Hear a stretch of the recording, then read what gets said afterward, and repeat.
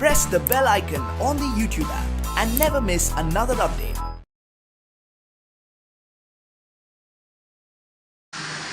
Hello my dear students.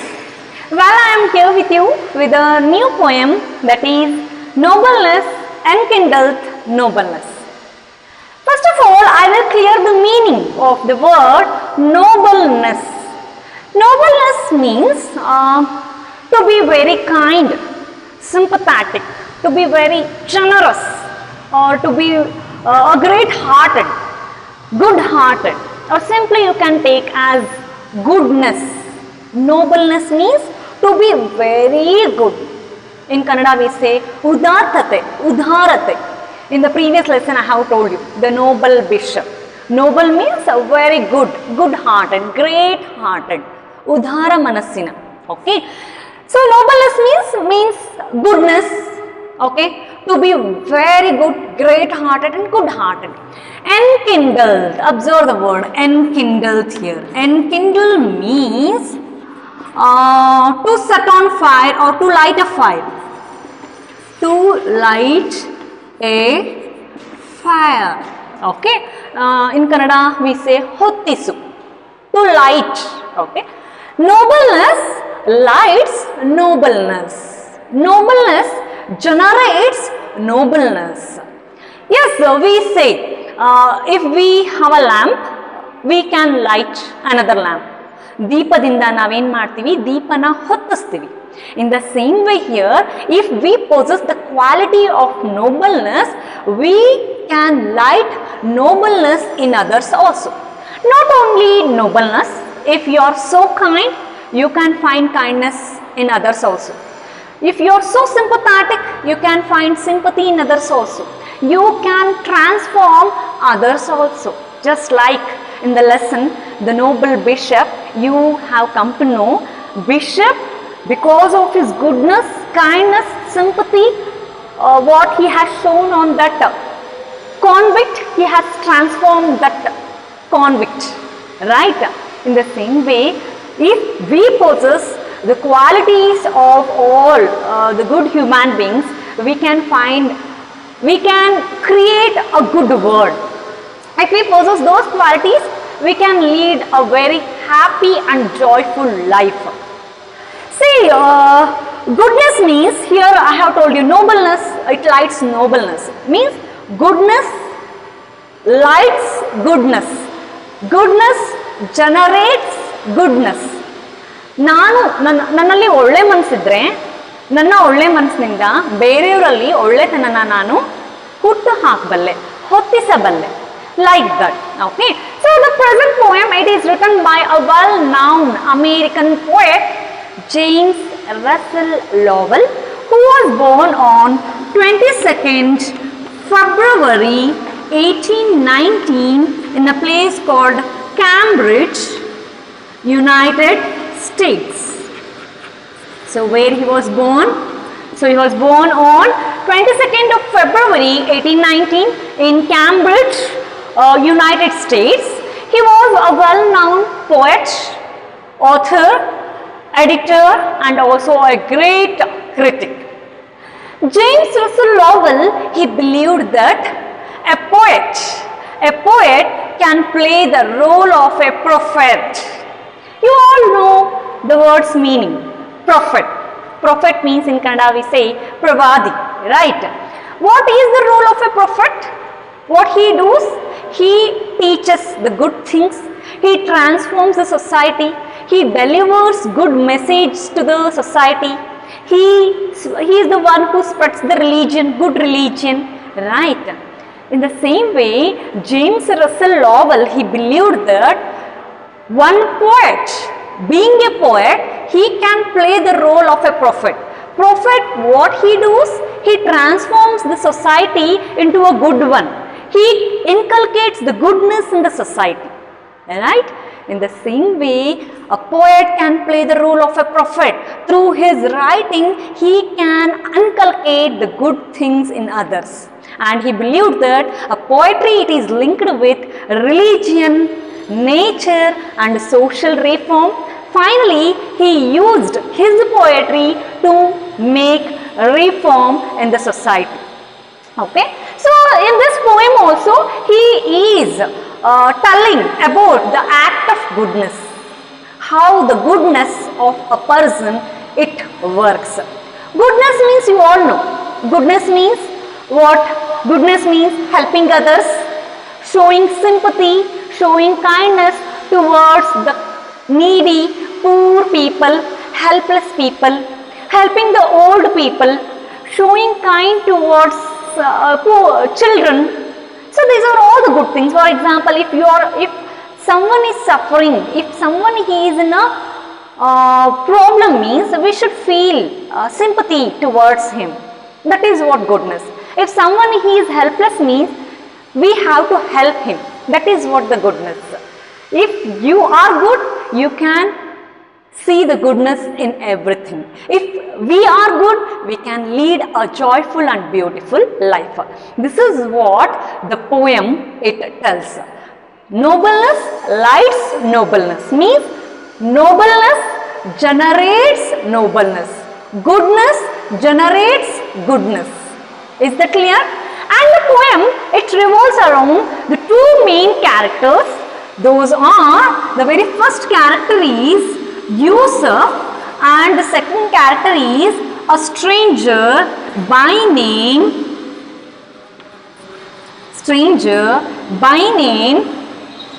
Ibrahim. So the poem, it deals with the two main characters. First character is Yusuf, second character is Ibrahim. He is a stranger as well as an outcast. I will tell you about him. These two characters correspond to the characters from the Christian Bible as well as Quran by name Abraham and Joseph. So these two characters you find in the poem, and these two characters are the main characters in the holy book, that is the Christian Bible and the Holy Quran. In those holy books, what we find these characters as Abraham and what? Joseph. Clear? So the lesson deals with these two characters. Yusuf, he is very kind, generous, helpful, selfless, good-hearted, great-hearted, very noble. One who lights goodness in others also. He has the capability of transforming every bad thing into a good one, because in the poem he transforms this person into a good human being. Okay. Ibrahim, he is a stranger. He is a stranger. He is an outcast. Outcast means a person who is expelled from the community. ಒಂದು ಸಮುದಾಯದಿಂದ ಬಹಿಷ್ಕೃತನಾದ. Outcast means bahishkruta. Okay. So he has done something wrong. He has committed a mistake, so that his own community people has thrown him away from the community. So he is an outcast. Okay. So the poem deals with these two characters. Is that clear? So look at the before you read part, poet's introduction. I just read once, I have already told you. James Russell Lowell, he was born in the year 1819. He was an American poet. Lowell believed that the poet played an important role as a prophet. He also believed that poetry linked with religion, nature and social reform. Hence, he used poetry for reform. I have told you, James Russell Lowell, he was born on 22nd February 1819 in Cambridge, United States. He was a well-known poet, author, editor as well as a great critic, American critic. And Lowell, what he believed? He believed a poet can play the role of a prophet. Prophet, how he transforms the society, how he delivers messages to the society. In the same way, a poet through his poetry can play the role of a prophet. And he also believed that poetry is linked with the three concepts. Those are religion, nature and social reform. And finally, James Russell Lowell, he used his poetry to make social reform. Lowell graduated from Harvard College in 1838 and went on to earn a law degree from Harvard Law School. He published his first collection of poetry in 1842. He was involved in the movement to abolish slavery in America and used poetry to express his anti-slavery views.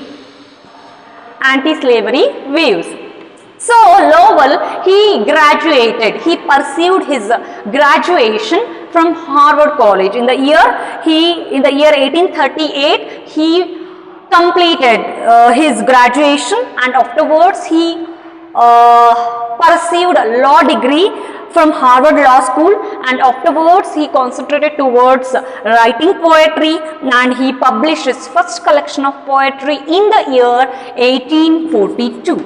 And he used his poetry to express his anti-slavery views. So in America, you know that in America there was a Slavery Act, and James Russell Lowell, he used his writing to express, to tell his anti-slavery, against the slavery, what views he had. So he used to express all those views through his writings. Okay. So in the lesson, poet, he is stressing more on the quality what we human beings we should possess. And he also gives a message that we human beings, we must not expect anything. We should always concentrate on what we can give to the society, what service we can render to the society. What service we can render? To be very good, it is the main thing what you can give to the society. If you are so good, you can convert everyone into a good. Okay, the same thing here the poem tells. The central idea of the poem is goodness generates goodness. I have told you, a lamp lights another lamp. There is a sentence, a diamond will be cut by the diamond itself. In the same way, goodness, we can light goodness from the goodness itself. If you are good, then everything will be good. Okay. So before you read part, they have given some words. Those words are related to be very kind or sympathetic. Those words give near meaning, very nearest meaning to be very kind or sympathetic. Just I will read that. You have to find the meaning of those words consulting your dictionary. Okay. Pity, forgive, condole, console, grant, amnesty, compassion, mercy, lament, pardon, reprieve, solace, asylum. So all these words are being related to be very kind or sympathetic to somebody. Okay. What you have to do? You have to write all these words one by one, and you have to consult your dictionary. You have to find out the meanings. English to English meaning and English to Kannada meaning. Both meanings you have to write. Okay. Look at the introduction. In this poem, Yusuf believes that everything belongs to God, not to individuals. He offers his home to a complete stranger. He also offers the stranger a horse and some gold. The stranger is overwhelmed by this kindness and admits that he killed Yusuf's son. Yusuf offers him some more gold instead of getting angry and thanks the stranger for allowing him to avenge his son's death. The poem emphasizes the qualities of kindness and generosity which lead us to happiness in life. So, in the introductory part only you are coming to know what it is in the poem. So, in this poem there is a main character by name Yusuf, and he believes that in this world everything belongs to God, not to any individuals. Yes, obviously not only Yusuf, we also believe that.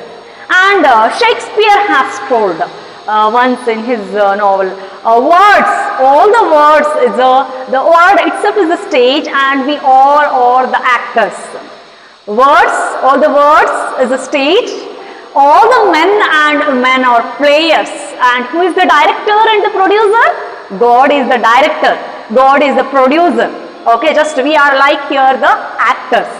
We are sent into this world only because of God's mercy. Okay. Here also Yusuf, what he believes that everything here it belongs to God and not to any individuals. And once what happens is a stranger comes to his house and he offers him a horse. He gives him a horse. Who gives?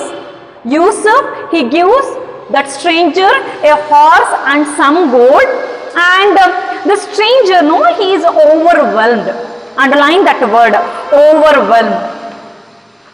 Overwhelm. See, overwhelm means a strong emotional effect or act. Strong emotional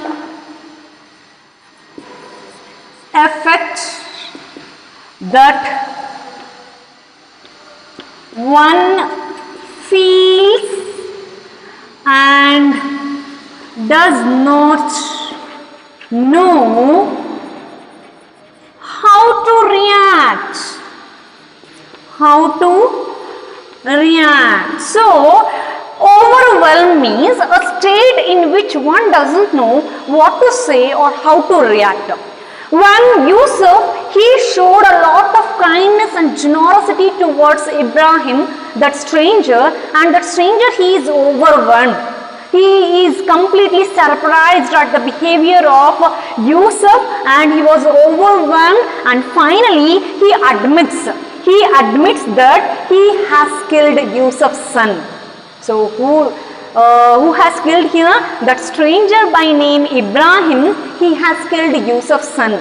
Then what happens is he admits his mistake, but Yusuf, being kind-hearted, being good-hearted, he didn't get angry, he didn't give any punishment. What he does is, he offers him some more gold. Yusuf, what he did? He offers him some more gold and tells him to go away from that place. Instead of becoming angry, he gives him some more gold and tells him to go away from that place, and along with that, he thanks the stranger for allowing him to to avenge his son's death. So instead of becoming angry, what he did, he thanks the stranger that he has taken revenge on his son's death.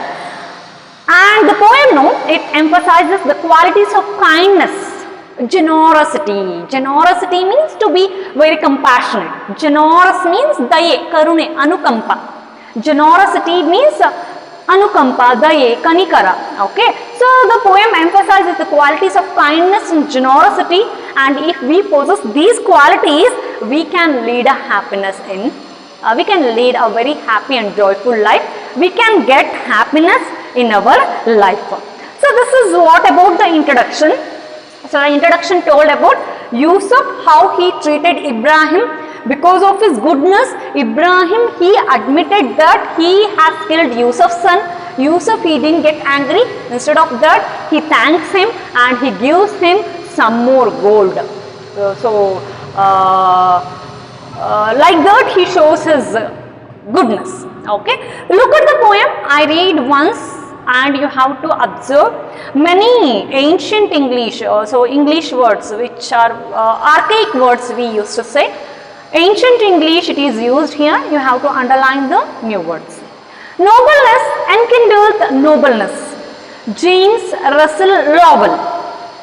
A stranger came one night to Yusuf's tent, saying, "Behold one outcast and in dread, against whose life the bow of power is bent, who flies and hath not where to lay his head.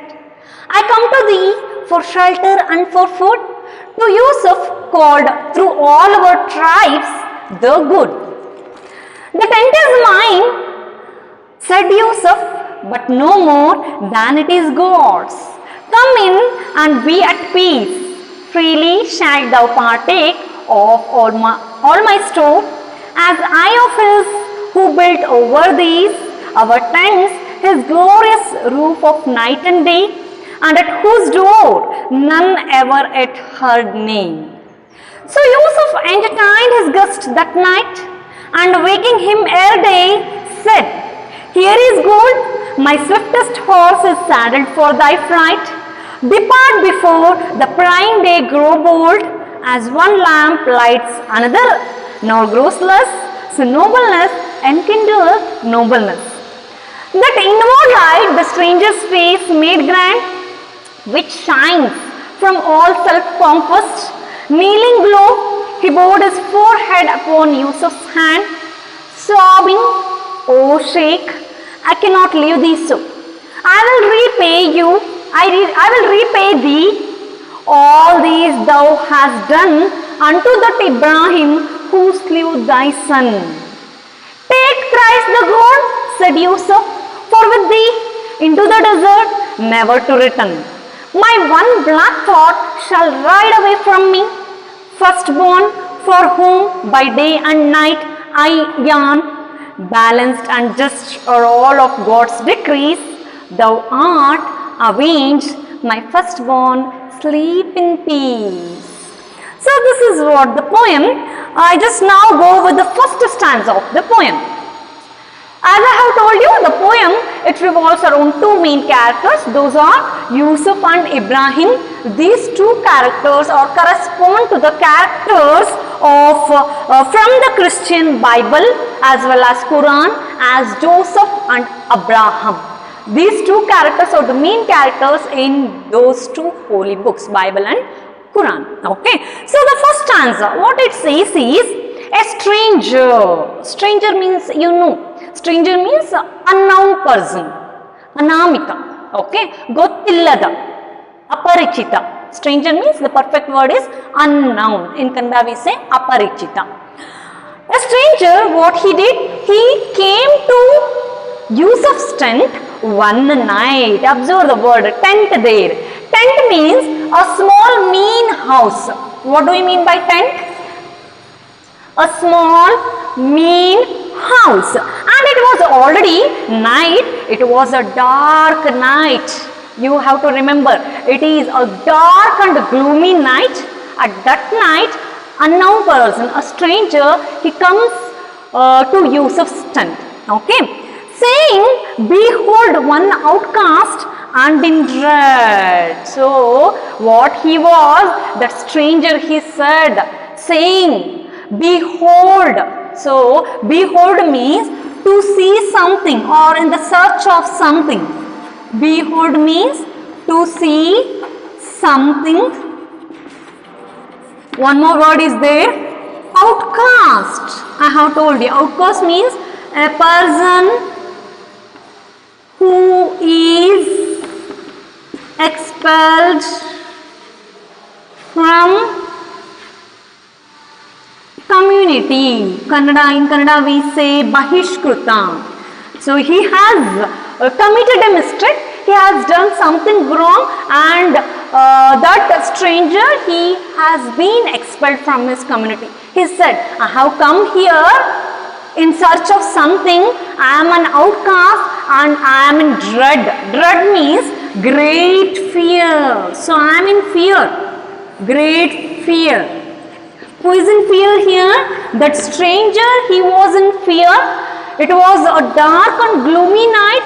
He has come to Yusuf's tent. He says to Yusuf that I have come here in the search of something and I am an outcast. Outcast means a person who is expelled from community. Bahishkruta, he has committed a mistake so that his people of his own community has thrown away from their community. And in dread, I am in fear that something bad may happen to me because I was attacked by my enemies. My enemies were behind me and I am in fear. Who said this? A stranger who has come to Yusuf's tent. He is telling to Yusuf, against whose life the bow of power is bent, who flies and hath not where to lay his head. So my life, my power, I have vowed against you. Bow means to bend. Bent means past form of the bend. Observe the word bent there. Bent means it is the past form of bend. Bow means you can take. Bow means to bend your body or your head like that. Okay, to bend your head or body, just like this. Okay, so he is telling to Yusuf, against whose life the bow of power is bent. My life I bowed against you. I have lost my power. I have lost everything in my life. I don't have anything in my life. Whatever I had, I lost. Now I have come to you. My power, I have lost that. My life, it is bowed, it is bent against you. Who flies and hath not way to lay his head? Observe the word there, hath. I have told you, this is the ancient English. Hath means has. We used to say archaic words. Archaic words means words, the people which they used in 14th, 15th century. That is what ancient English. Hath here means has, and thee means you. Die means your. Like that, many ancient English words are used here. We have to take down the meaning. So here, that stranger, he is telling to Yusuf, I have bowed against you, I have lost my power and I bent against you, I have no place, I am roaming here and there, I am flying. Who flies? He is not actually flying, he is wandering, he is roaming everywhere to get food and shelter. No one is accepting him because he was what he was? He was an outcast. No one is accepting him. What he was doing? He was wandering, he was roaming to get the food and shelter. Okay, so that only he says like that. Who flies? Who is flying here? Ibrahim, that stranger, he is flying. He is not actually flying, he is wandering. And hath not way to lay his head. Hath means has. And he is not getting any place to lay his head. Lay means keep. I don't have any place to keep my head. Tele ittu malgoduk ನನಗೆ ಜಾಗ ಸಿಗ್ತಾ ಇಲ್ಲ. So it's an what we can say, it's a just a description like that. What he was telling is, who flies and hath not way to lay his head. What he was doing is, he is wandering everywhere and he is not getting a place to keep his head. To keep his head means to stay or to live. ಎಲ್ಲಿ ನನಗೆ ತಲೆ ಇಟ್ಟು ಮಲಗೋದಕ್ಕೆ ಜಾಗ ಸಿಗ್ತಾ ಇಲ್ಲ, ನಾನು ಇರೋದಕ್ಕೆ ಜಾಗ ಸಿಗ್ತಾ ಇಲ್ಲ. I come to thee for shelter and for food. To Yusuf called through all our tribes the good. So I have told you, thee means you. What do you mean by thee? Thee means you. I come to thee. Who is I here? I means here stranger. Thee, you here refers to Yusuf. I come to thee. Stranger has come to Yusuf. For what purpose? To get food and shelter. Food means what we eat. Shelter means the place where we live. So he is telling, I come to you to get food and shelter.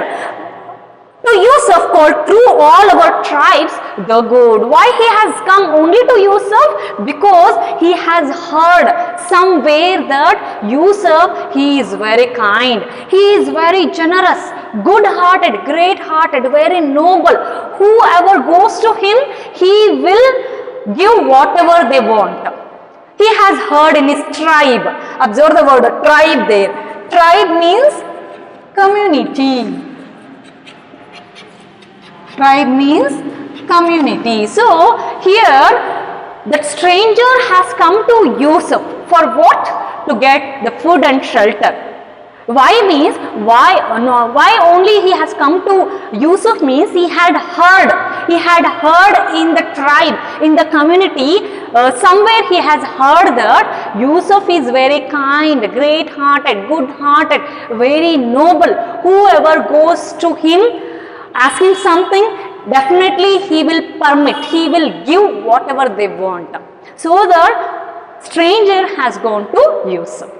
Is that clear? So the first stanza, what it said, the whole stanza, it said that it was a dark and gloomy night, and a stranger, what he does, he goes to the tent of Yusuf and he says that I am an outcast, I am in fear because I was attacked by my enemies. I am in fear that something bad may happen to me. I have come here to get the food and shelter because the tribe people, all our tribe people, they called you as good. See, observe the word good there. Good means who is addressed here as good? Who is addressed here as good? Yusuf. Who called him as good? Community. The tribe people, they call Yusuf as the good. Who said this? Stranger.